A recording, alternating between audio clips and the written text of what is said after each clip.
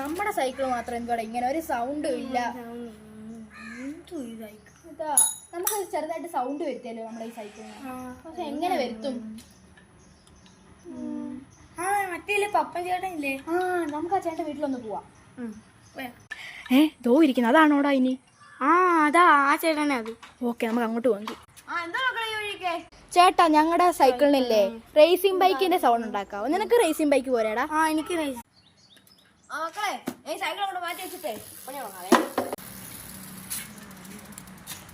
ചേട്ടാ ഇവിടെ വെച്ചാൽ മതി ചേട്ടാ സൈക്കിള്. അതെ അതെ ചേട്ടാ.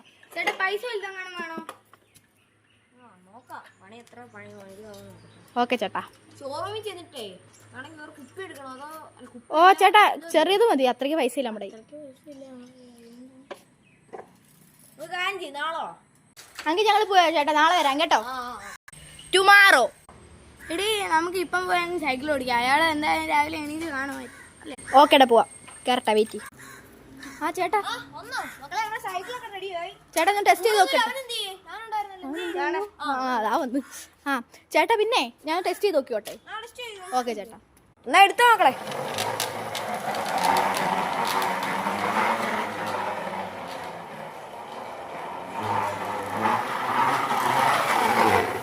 എടാ അടിപൊളിയല്ലോടാ അപ്പു.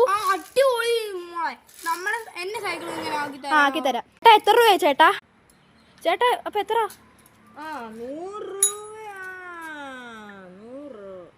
100 മതി. 100 രൂപയോ? ചേട്ടൻ ചേട്ടാ ഇത്ര രൂപ? പിന്നെ മുരളിപ്പാലിന് 75 രൂപ കണ്ട. ഞാൻ പിന്നെ അത്ര കുറയ്ക്കാൻ പറ്റില്ല. 100 രൂപ എടുക്ക്. ശരാ, എങ്കിൽ ശരി ചേട്ടാ, എങ്കിൽ ഞങ്ങൾ വീട്ടിൽ പോ. പൈസ എന്നാ. ഓക്കെ ശരി.